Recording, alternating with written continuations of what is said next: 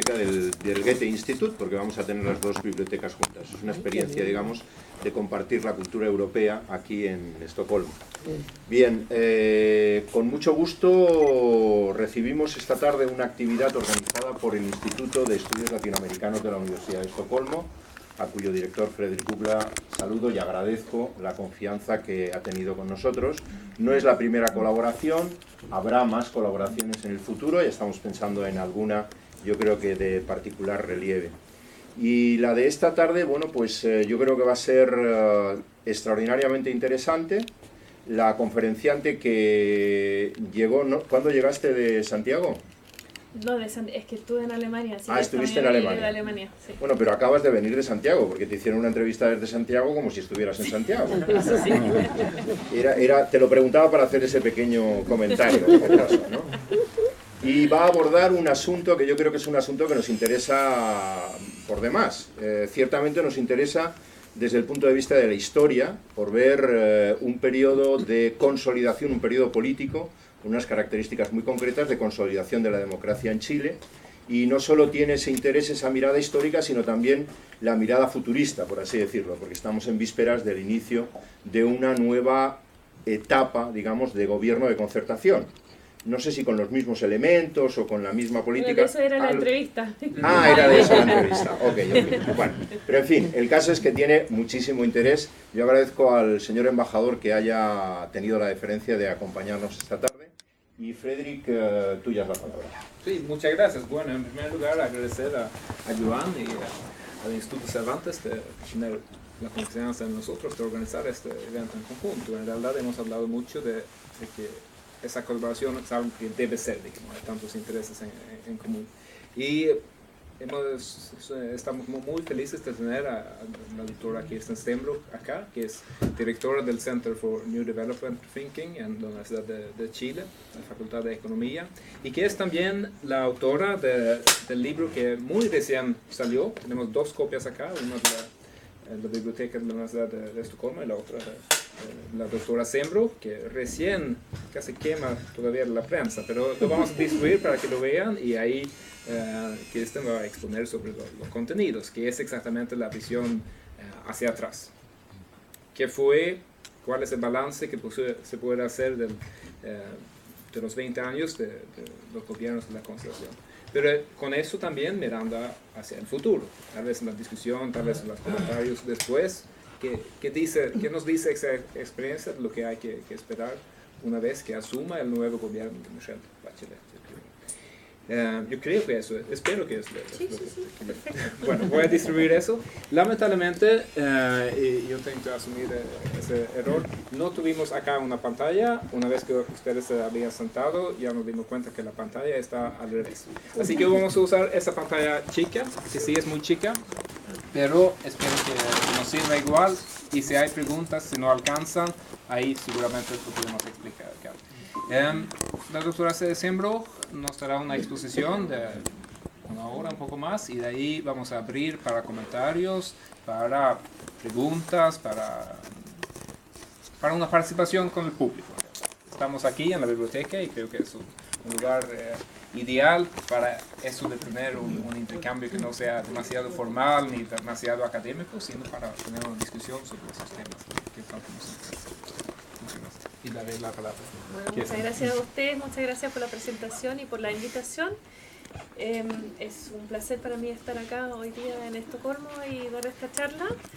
En realidad me gustaría empezar con una pregunta que es más o menos, me gustaría saber del público cuánta gente hay que tiene conocimiento, digamos, íntimo de Chile en términos de considerar que es su país o conocer la política como país, o más o menos tener una idea de cuánto detalle darles en la charla. ¿Hay hartos chilenos por acá? Sí. Harto. Un boliviano. Ya. Un boliviano. Ya. No toques el tema del mar. O sea, pues cuando hablo de la concertación, más o menos todos saben de qué estoy hablando y ya. Más que eso. Ya. Mucho. Perfecto. Ya. Ya, bueno, como decía Fredrik, y las dos copias del libro que están dando vueltas por acá, este es un libro que fue un proyecto que hicimos con un colega de Estados Unidos, Pita Ciabelis, para escribir un libro sobre lo que fue la concertación en su conjunto, el periodo de la concertación, los 20 años, analizar ese periodo, analizar cuáles son los temas interesantes.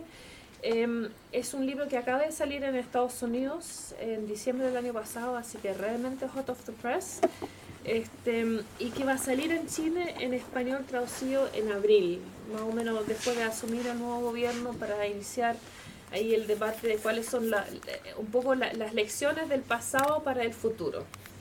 Y con eso, para darles una idea, bueno, lo pueden ver porque los libros están circulando, pero la idea del libro fue ver en una parte de análisis política cuáles fueron las limitaciones, digamos, desde la perspectiva política sobre la política pública.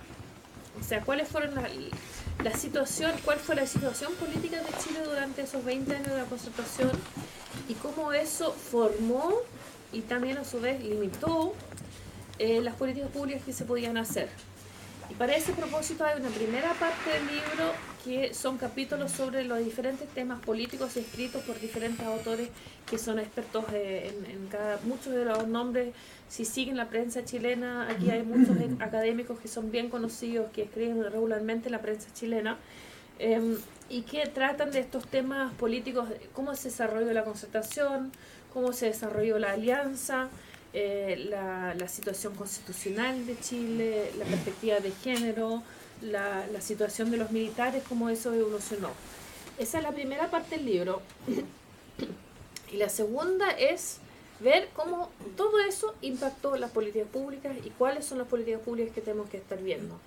Y lo que reunimos son realmente un equipo de expertos que son una mezcla entre gente de fuera de Chile que tiene una perspectiva así como más macro, y chilenos mismos que realmente conocen el detalle, conocen la realidad chilena, y mezclamos un poco de esas dos perspectivas para analizar temas como el tema macroeconómico de Chile, cómo evolucionaron la situación fiscal, la situación de pobreza, políticas sociales, mercado laboral, etc. Todo eso está contenido en la segunda parte. Y como decía, se trata de hacer como un vínculo entre la primera parte política del libro y la segunda parte que es de la política pública. Además, la perspectiva que asumimos para el libro es un poco la pregunta: ¿cómo va a ser vista la concertación en el futuro? ¿Cuáles son los principales debates históricos que va a haber a futuro? ¿Cuáles son las principales preguntas que se va a hacer? Como este es el primer libro que se ha publicado sobre la concertación, el primer libro académico, digamos, la primera investigación, tuvimos que hacernos algunas preguntas un poco desde esa perspectiva de las interpretaciones futuras de este periodo. En particular, como decía, las limitaciones que impone el modelo democrático sobre el modelo de política pública. Por el otro lado, cómo Chile se transformó en estos años socialmente, económicamente, durante los 4 gobiernos de la concertación. Y luego, cómo lograron 20 años en el poder. O sea, esto es bastante insólito en la historia del mundo, que una coalición democrática se mantenga en el poder durante 20 años. Entonces, ¿cómo lo hicieron? Esto es un tremendo éxito, entre comillas, político, y que además yo diría que la concertación no es que la oposición finalmente ganó las elecciones que sacó de la concertación del poder, sino más bien que la concertación las perdió. Y probablemente si hubieran tenido un mejor candidato las habrían ganado. Si no hubiera estado Marcos Enrique Minami como díscolo en esa elección, las habrían ganado. Entonces, en el fondo, podría haber habido incluso 24 años de coalición. O sea, eso es un tremendo éxito desde la perspectiva política de una coalición, y además una coalición tan diversa como es la concertación, con esa historia, y una coalición reciente que se fundó en el año 90, en el fondo, como un gobierno recién. Vinculado a eso está la pregunta si lo que creó la concertación realmente es un modelo para otros países que están en vía de desarrollo, para otros países de América Latina, y cuáles son las lecciones de ese modelo de desarrollo para otros países. Hace poco estuve en Colombia y no sé cuántas personas en un viaje relativamente corto me dijeron: es que nosotros queremos ser como Chile. porque desde Colombia veían a Chile como el gran logro de América Latina, y un poco lo que mostramos en este libro es que sí, Chile definitivamente de América Latina es el mejor caso, pero si lo comparamos con otros países en vía de desarrollo que se han desarrollado de manera más exitosa, como los países asiáticos, ahí hay diferencias importantes, y además el mismo modelo de éxito de la concertación es en parte una especie de construcción retórica, y vamos a ver un poco con ejemplos en esta charla a qué me refiero con eso.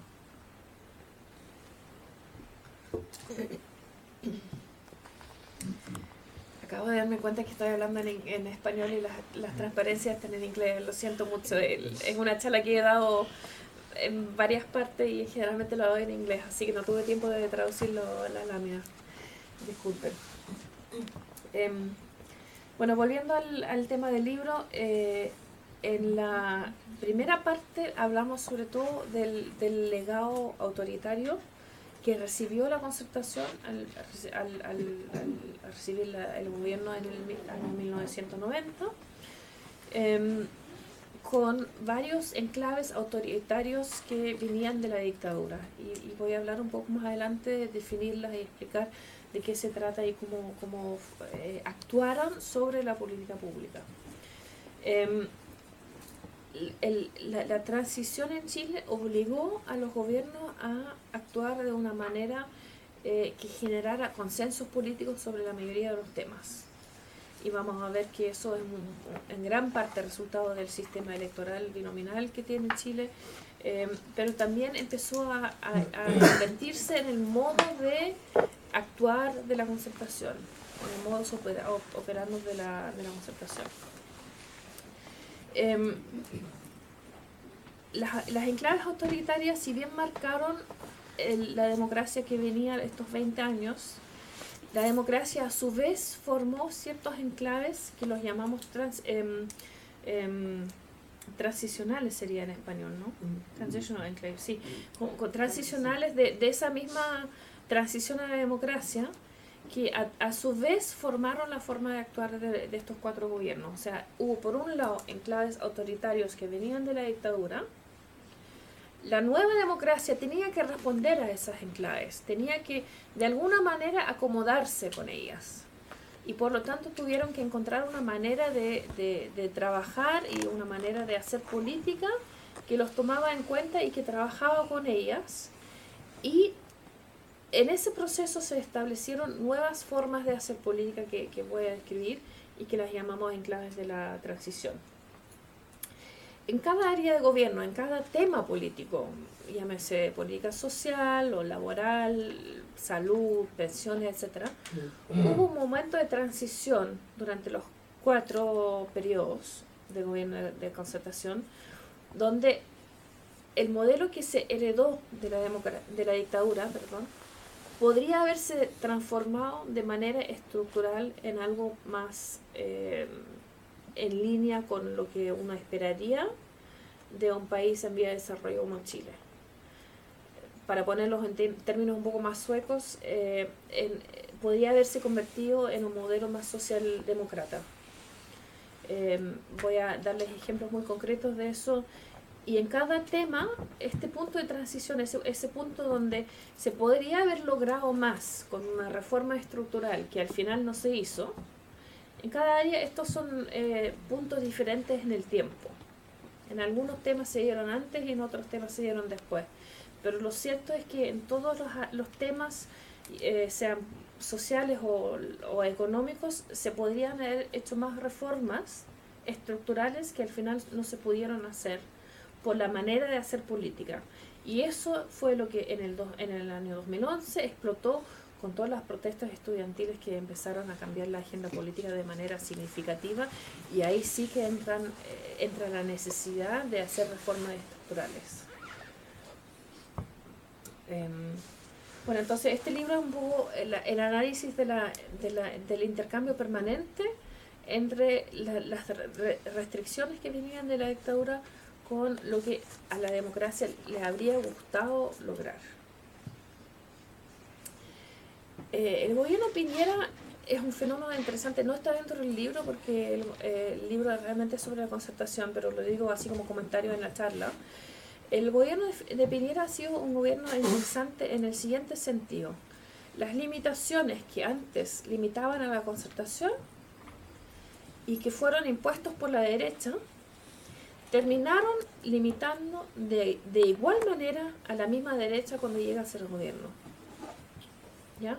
O sea, antes se hablaba de las limitaciones bajo las cuales la concertación tenía que operar. Pero llega un gobierno de la derecha y las instituciones, las estructuras son las mismas, sistema binominal, constitución, etc. Entonces ahora es el gobierno de la derecha el que tiene que operar bajo los mismos sistemas. Y políticamente eso significa que las posturas que la derecha históricamente asumió, como por ejemplo querer reformar y flexibilizar más el mercado laboral, no gastar más recursos en política social porque lo consideran una especie de asistencialismo, no aumentar impuestos, no regular la educación. Todos esos son temas que tuvieron o no hicieron nada, como por ejemplo en el ámbito laboral. O sea, por ejemplo, llevaban 20 años diciendo, cuando nosotros lleguemos al gobierno vamos a flexibilizar el mercado laboral más, deshaciéndonos de indemnizaciones por años de servicio, haciendo ese tipo de reformas. Llegan al gobierno, no hacen nada. Dicen durante 20 años que política social es asistencialismo y hay que restringirla y enfocarla lo mejor posible. ¿Qué es lo que hacen cuando llegan al gobierno? Empiezan a gastar más. Y además de una forma no sostenida, porque sin recursos recurrentes empezaron a financiar políticas sociales que son de largo plazo, sin tener los recursos en el balance fiscal equilibrado. Tuvieron que aumentar los impuestos, la primera cosa que hizo el gobierno de Piñera por el terremoto, pero después los dejaron ahí. En vez de flexibilizar más la educación, terminaron regulándola. O sea, es un gobierno que hizo el opuesto de lo que durante 20 años predicó. Y eso hizo que se le dio el apodo, entre comillas, de haber sido el quinto gobierno de la concertación. Porque cuando uno mira en papel lo que hizo el gobierno de Piñera y lo que hicieron los gobiernos anteriores, si uno no sabe qué gobierno lo hizo, difícilmente uno lo puede distinguir. Eso, entre paréntesis, también fue el intento del presidente Piñera de llevar a su derecha, que había quedado en una posición bastante extrema, hacia el centro y de generar una derecha, una nueva derecha, una derecha moderna, liberal, más parecida a lo que conocemos en Europa. Ese intento de llevar a su coalición, digamos, rígidamente derechista, en particular el partido de la UDI, hacia el centro, fracasó totalmente. La crisis de los meses recientes de la derecha es expresión de eso. O sea, al presidente Piñera le fue imposible modernizar su coalición, llamémoslo así. Pero las políticas que hizo, y de ahí se genera el gran conflicto dentro de la derecha, las políticas que hizo fueron bastante reformistas y su coalición no apoyaba eso. Bueno, ¿cuáles son las características que más distinguen la democracia chilena durante este periodo? Por un lado, los ya mencionados enclaves autoritarios y transicionales. Voy a hablar más de eso en un segundo. Lo otro que caracterizaba ese periodo fue una dominación casi total por las élites políticas, una concentración muy fuerte del poder en manos de muy pocos. Hay mucha gente en este minuto en Chile que está analizando este tema desde la perspectiva de la inequidad.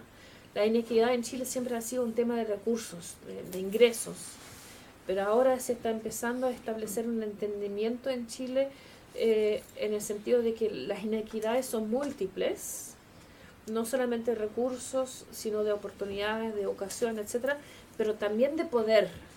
Y eso es un paso bastante grande para Chile, que eso se hable en forma abierta y en forma más bien sistemática, y eso se estudie también en forma más bien sistemática, ahora porque esos eran temas que antes no estaban en la conciencia, digamos, política pública. En todos los países del mundo, incluso en Suecia, me imagino, hay un fuerte poder en las élites políticas. No estoy diciendo que Chile es el único país que tiene ese problema. Lo que pasa es que en Chile ese problema es más arraigado. Es un problema quizás más profundo, más entrampado que en otros países, y eso hace que lo distinga un poco de otros países. Pero en general es un fenómeno bastante común en América Latina también. Esa élite política en Chile, además, es muy homogénea políticamente, en términos de su perspectiva de cómo se debe desarrollar el país, cómo se piensa el país, sobre todo en su visión macroeconómica. Es una élite muy homogénea, donde hay muy poca diversidad entre incluso de la derecha y la izquierda en comparación con otros países respecto a qué se puede hacer. Hay un consenso ahí relativamente fuerte y un clúster, digamos, de opiniones bastante cerrado. Eso es otro fenómeno que distingue la élite en Chile, y la gente que piensa diferente tiende a no ser de las élites. Y ahí es donde también es un punto que atacaron mucho los estudiantes cuando salieron a las calles, porque salieron a revolucionar ese tema, salieron a sacudir la élite política, y eso, por eso tuvieron tanto impacto también. Bueno, en general, esta manera de manejar la política durante estos 20 años, con enclaves autoritarios, transicionales, una dominación de las élites, llevaron una cierta desilusión con la política a nivel general en el país, una pérdida de lo que fue la mística y el proyecto país asociado con la transición, y la verdad es que no hay, hasta la fecha, no hay cosa que lo haya reemplazado. Ahora con los estudiantes hay un poco más de proyecto común, pero la mística original de la transición obviamente se perdió con los años.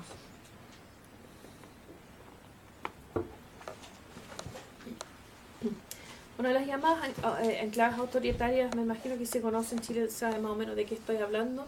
Me refiero en particular a la Constitución del año 1980, que es una constitución que fue escrita por una dictadura y llevada a una democracia, que restringe a una democracia que tiene que operar bajo ese marco institucional. Los famosos senadores designados, que siempre le daban un sobrepeso a la derecha en Chile y hacían que ningún gobierno de la Concertación, menos 2 años de la presidenta Bachelet, tuvieron alguna mayoría en el Senado y en el Congreso. El sistema electoral, que hizo lo suyo para establecer y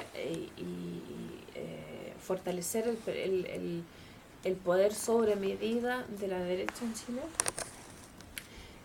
Las enclaves constitucionales, las leyes orgánicas que requieren más de un 50% de mayoría para hacer ciertos cambios, y por supuesto el rol de los militares en la política, sobre todo durante los primeros 10 años, no tanto durante los últimos 10 años. Y estas fueron reformas que obviamente con la reforma de Lagos en el 2005 se solucionaron algunos temas, otros no. Pero estos son enclaves autoritarios que hasta la fecha marcan la ADN de la democracia chilena. Nos guste o no nos guste, pero sigue siendo lo que los ha formado. ¿Cómo responde la democracia a esto? Si yo tengo que funcionar como democracia, pero estoy bajo estas limitaciones, tengo que establecer ciertos mecanismos que me permitan funcionar. Y esos mecanismos los llamamos enclaves de la transición, y son básicamente diferentes maneras informales de hacer política que me permitan hacer funcionar mi democracia. Por ejemplo, se establecen una serie de instituciones informales en Chile para manejar la política bajo estas restricciones.